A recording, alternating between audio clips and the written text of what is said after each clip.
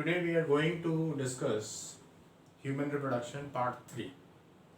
In part 1 and part 2, we have already covered the human reproductive, male reproductive organs. Now in the part 3, first we discuss the male reproductive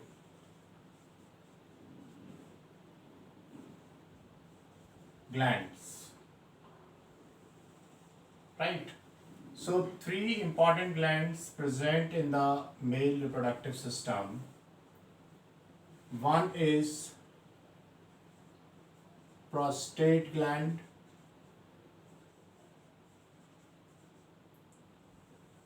second is Cowper's or bulbourethral gland, and third one is seminal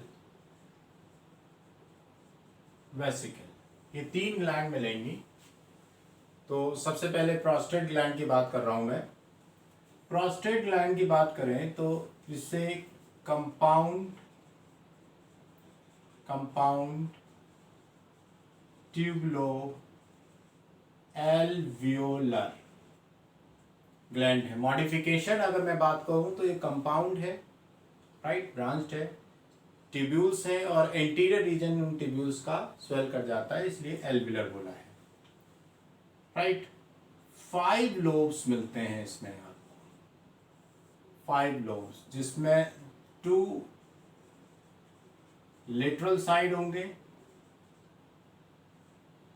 next 2 dorsolateral होंगे and 1 is mid dorsal. ये position होगी. Single gland होती है, single gland, right. encircle the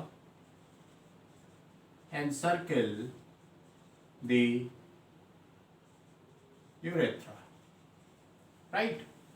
ये तो थोड़ी सी information इस gland के बारे में हो गई. अब मैं बात करता हूं जो इंपॉर्टेंट चीज है, that is secretion. Secretion important है ग्लैंड का. तो ग्लैंड के सिक्रीशन में आपको सबसे इंपॉर्टेंट आता है फाइब्रिनोलाइसिन. बहुत इंपॉर्टेंट है, या इसको हम बोलते हैं प्लाज्मिन. फाइब्रिनोलाइसिन या प्लाज्मिन, राइट. फिर इसके बाद इसमें आता है आपका स्पर्माइन एसिड फॉस्फेटेज एंजाइम है, नाइट्रोजन कंपाउंड है, राइट. फिर उसके बाद आता है इसमें फॉस्फोलिपिड्स मिलेंगे आपको, बाइकार्बोनेट आयंस मिलेंगे आपको, सिट्रेट मिलेगा, ये सारी चीज़ें मिलती हैं. देखिए इसमें सबसे इंपॉर्टेंट जो आ रहा है वो आपका फाइब्रिनोलाइसिन आता है. That is very very important. उसका रीजन क्या है? ये क्या करता है? Convert coagulated semen into liquid form. जो coagulated semen है उसको लिक्विड फॉर्म में ही कन्वर्ट करेगा. जैसे ही लिक्विड फॉर्म में आता है सीमेन, तो जो मोबिलिटी है स्पर्म की, मोशन है, वो फास्ट हो जाएगी, राइट. तो इसका कहने का मतलब ये है कि सीमेन में सबसे लास्ट में प्रोस्टेट ग्लैंड के सिक्रीशन ऐड होंगे, उससे पहले नहीं होते, ठीक है. And another interesting thing regarding the prostate, जो प्रोस्टेट ग्लैंड है इसके regarding prostatectomy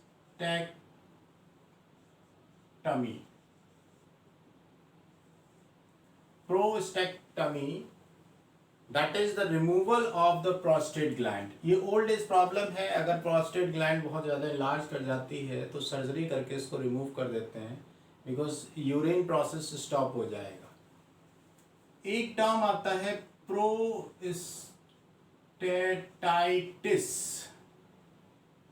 that is sometimes the bacterial infection in the prostate gland.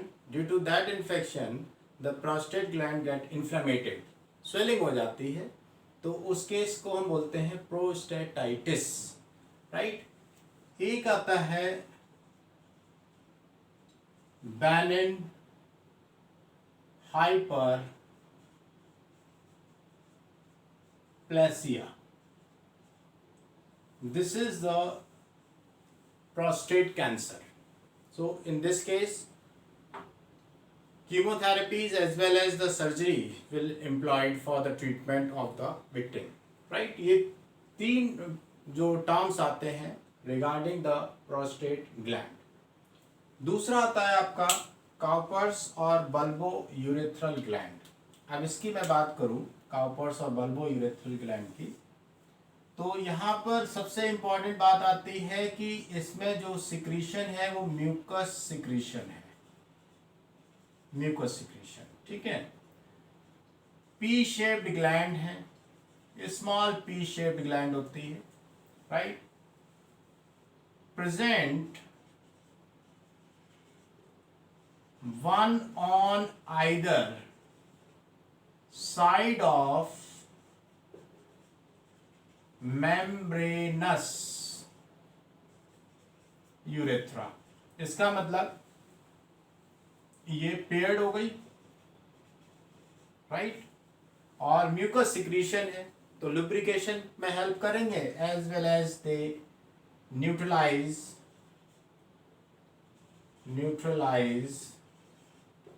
The acidity of vagina, ठीक है। बहुत ज़्यादा सिग्निफिकेंट नहीं है।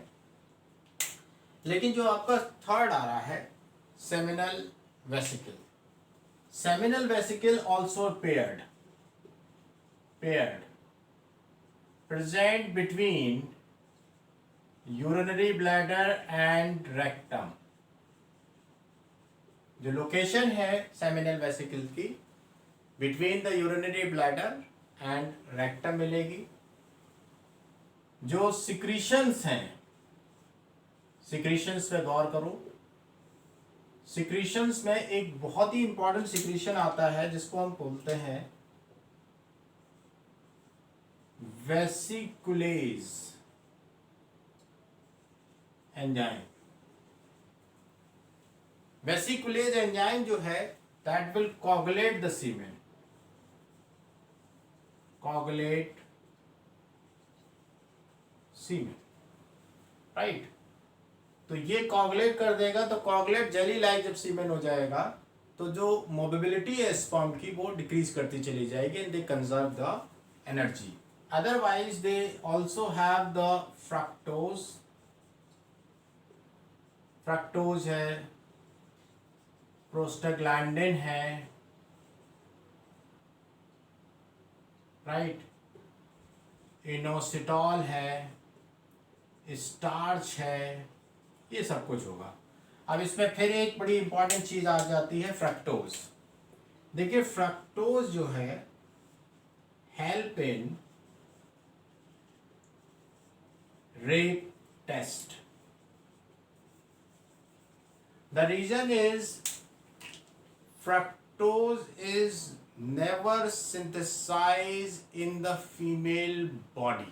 किसी भी ऑर्गन में फीमेल बॉडी के फ्रक्टोज सिंथेसाइज नहीं होता है, जबकि मेल के अंदर, सीमेन के अंदर फ्रक्टोज होगा। तो अगर विक्टिम का रेप हुआ है तो उसमें फ्रक्टोज टेस्ट करते हैं, जो वेजाइनल स्मीयर है उसका फ्रक्टोज टेस्ट होगा। अगर फ्रक्टोज मिलता है then the case is positive.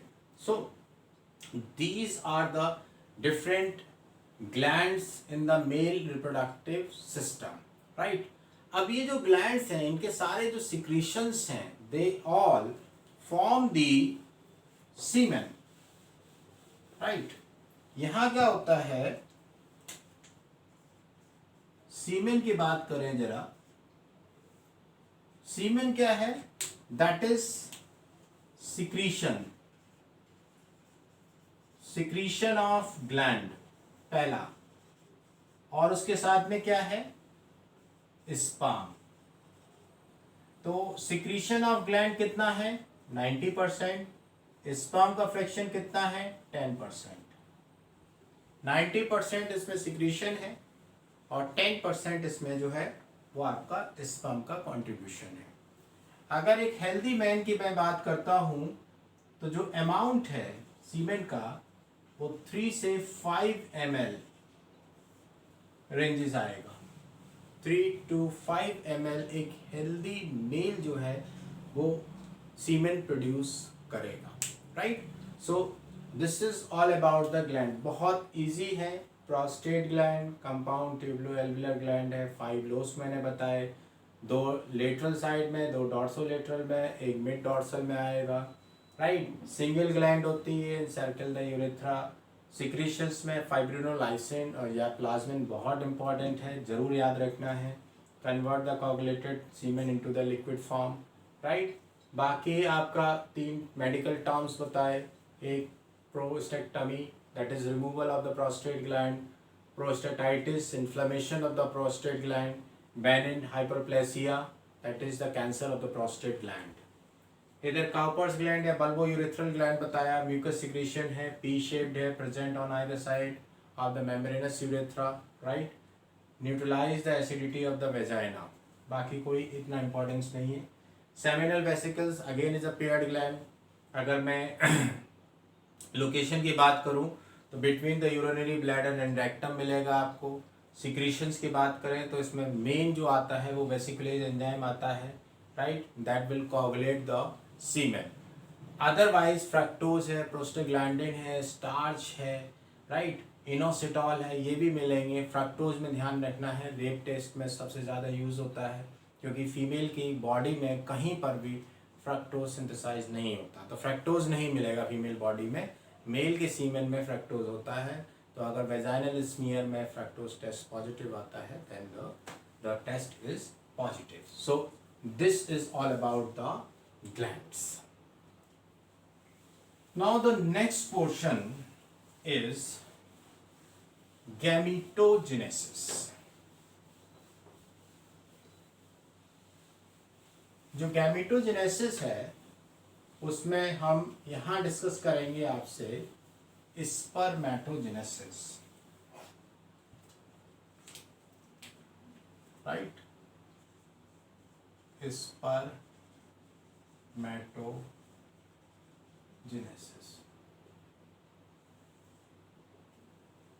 अब देखिए, spermatogenesis means the formation of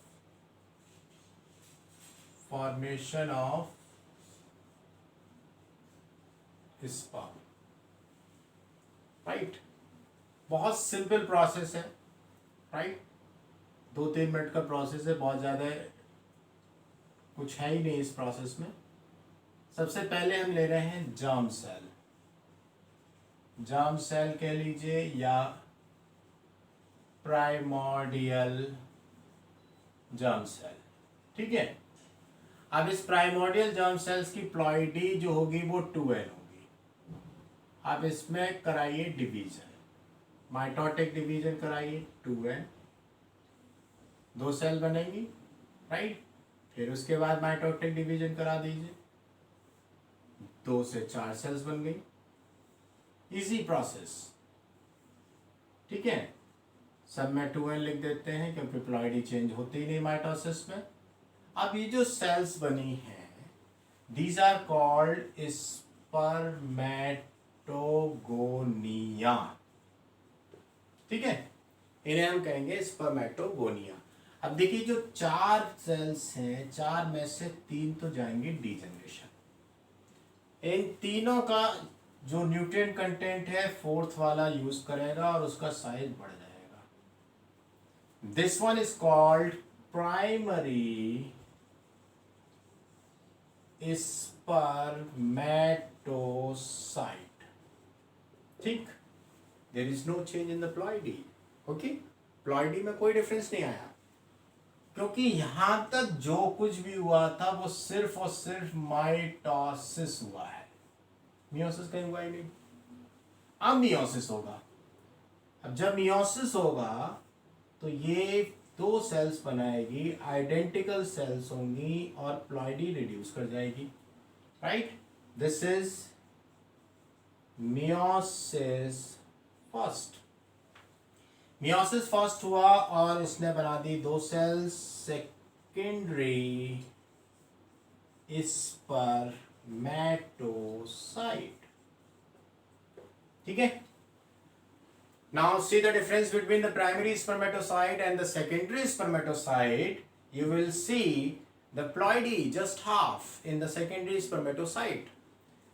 Now secondary spermatocyte undergo meiosis 2, complete its meiosis 2, which is the equational division just like the mitosis, and that will form 4 haploid small circular structure called spermatids, right. Now these spermatids undergo morphological changes and they will form elongated structure called sperm या spermatozoa. अब देखिए ये जो step है ये वाला सिर्फ last वाला, this is called spermiogenesis. Spermiogenesis, यहां हमने आपसे एक स्टेप ये डिस्कस किया जिसको हम कहते हैं मल्टीप्लिकेटिव फेज। एक छोटा सा स्टेप ये आया जिसको हम बोलते हैं ग्रोथ फेज, और एक लास्ट स्टेप ये आया जिसको हम कहते हैं मैच्योरेशन फेज। ठीक है, तो 3 फेज में स्पर्मेटोजेनेसिस और oogenesis दोनों 3 फेज में कंप्लीट हो जाती है, राइट। यहां जो क्वेश्चंस या मैं कहूँ कंपटीशन के लिए जो इंपॉर्टेंट आता है वो ये फेज आता है। इसमें कुछ नहीं, सिंपल है कि जार्म सेल्स लिया, डिवाइड कर दी, फिर डिवाइड कर दी, 4 बनी, 4 में से 3 डिजनरेट कर गई, एक ने इंक्रीज करा साइज, प्राइमरी स्पर्मेटोसाइट कह दिया तुमने, फिर उसके बाद मियोसिस 1 करा दो, सेकेंडरी स्पर्मेटोसाइट रिडक्शनल डिवीजन हुआ है, फिर उसके बाद इक्वेशनल डिवीजन करा दो, स्पर्मेटिड बन गए, स्पर्मेटोजोआ। बहुत सिंपल प्रोसेस। बट ये जो आता है स्पर्मियोजेनेसिस, जहां पर कि स्पर्मेटिड और स्पर्मेटोजोआ, राइट, यानी अब हम बात थोड़ी सी इसकी करेंगे, स्पर्मेटिड से स्पर्मेटोजोआ बनने के प्रोसेस की बात करेंगे। तो स्पर्मेटिड और स्पर्मेटोजोआ को जब मैं कंपेयर करता हूं तो मुझे एक सबसे बड़ा डिफरेंस समझ में आता है कि ये सर्कुलर है, इलोंगेटेड है।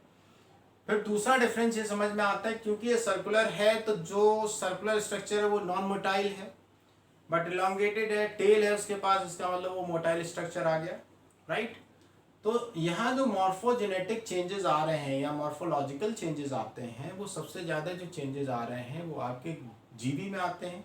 गोल्गी बॉडीज जो है वो एंटीरियर रीजन फॉर्म कर रहा है, दिस इज कॉल्ड एक्रोसोम। अभी स्पर्म का स्ट्रक्चर डिस्कस करेंगे तो उसमें डिस्कस बता दूंगा, ठीक है, एक्रोसोम। फिर उसके बाद जो प्रॉक्सिमल रीजन में आते हैं, जो आपके प्रॉक्सिमल एंड डिस्टल सेंट्रियोल्स आ रहे हैं, तो वो टेल रीजन के फॉर्मेशन में हेल्प करवा रहे हैं।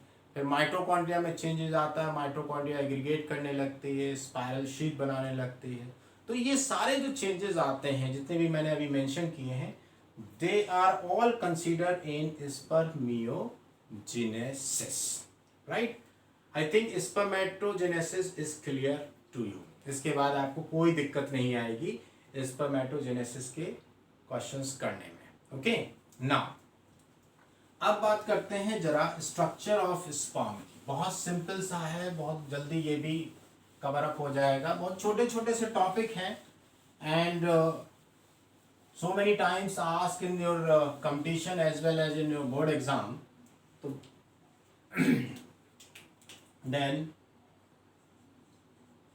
sperm, right. अब स्पर्म की बात करें तो एंटीरियर मोस्ट रीजन,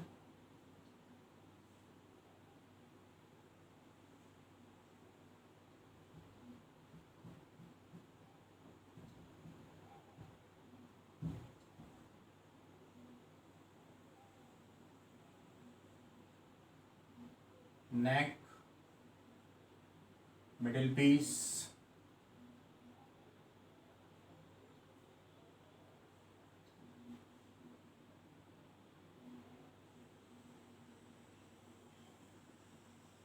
tail,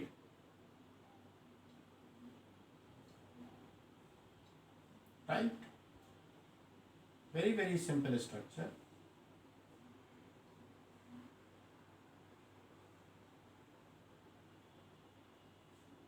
ठीक है। अब देखिए ये तो प्लाज्मा मेम्ब्रेन हो गई पूरी, और anterior reason is occupied by the acrosome. This region is occupied by the acrosome.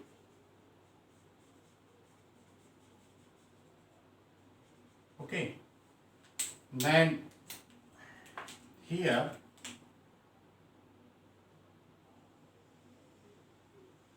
nucleus. The genetic material is there. ठीक है। अब यहाँ पर आपको दो सेंट्रियोल दिखाने हैं, एक प्रॉक्सिमल एक डिस्टल। ये नेक रीजन में आ जाएंगे। ठीक है। और जो डिस्टल रीजन वाला है उससे एक्सियल फिलामेंट निकलता है, and this axial filament help in the formation of the tail. Movement basically axial filament ही कराएगा, लाइक दिस। और जो मिडिल रीजन है उस पे माइटोकॉन्ड्रिया आपका एग्रीगेट करके ये स्पाइरल शीट फॉर्म कर देती है, लाइक दिस,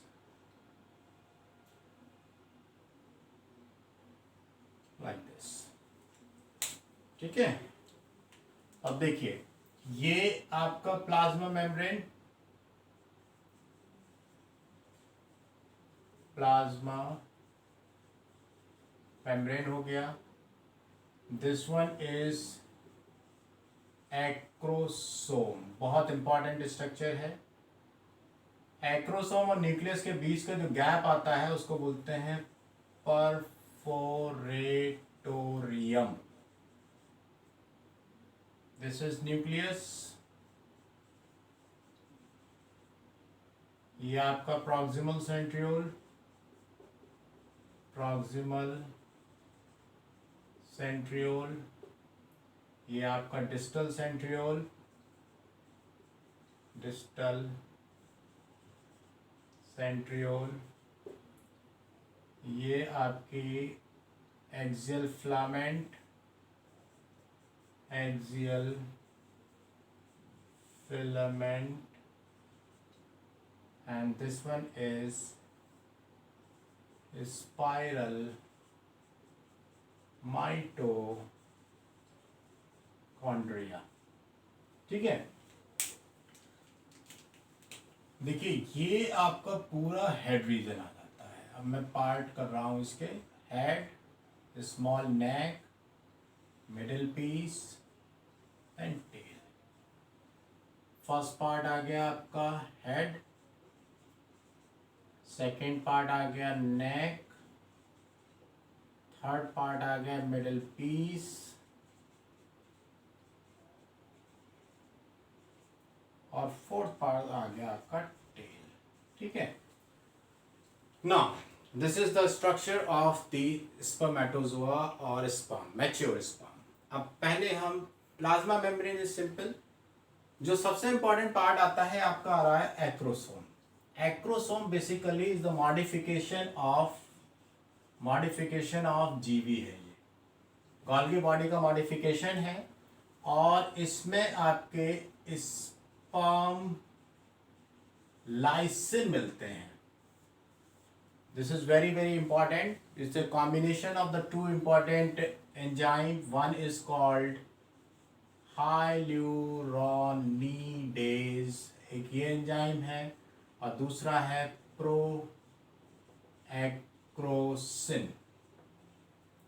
ये दो एंजाइम जो हैं they helpful in the penetration of the sperm into the ovum, right? Hyaluronidase and proacrosin collectively called sperm lysine. ठीक है, ये गैप आ जाता है the space between acrosome and nucleus, while nucleus having the genetic material. यहाँ ये तो genetic material लिए हुए है. The proximal centriole help to complete meiosis 2 of ova, right? Distal centriole produce the axial filament, while the spiral sheath around the axial filament, which is formed by the mitochondria, this spiral sheath called Nebenкern. The spiral sheath which is formed by the mitochondria around the axial filament is called Nebenкern.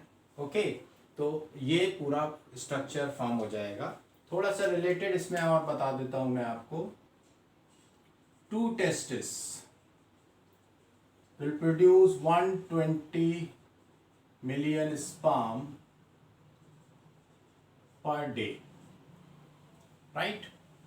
120 million sperm per day, और 3 to 5 ml semen produce हो रहा है, and this 3 to 5 ml having 250 to 300 million sperm, right? Complete development done in 74 days. Viability period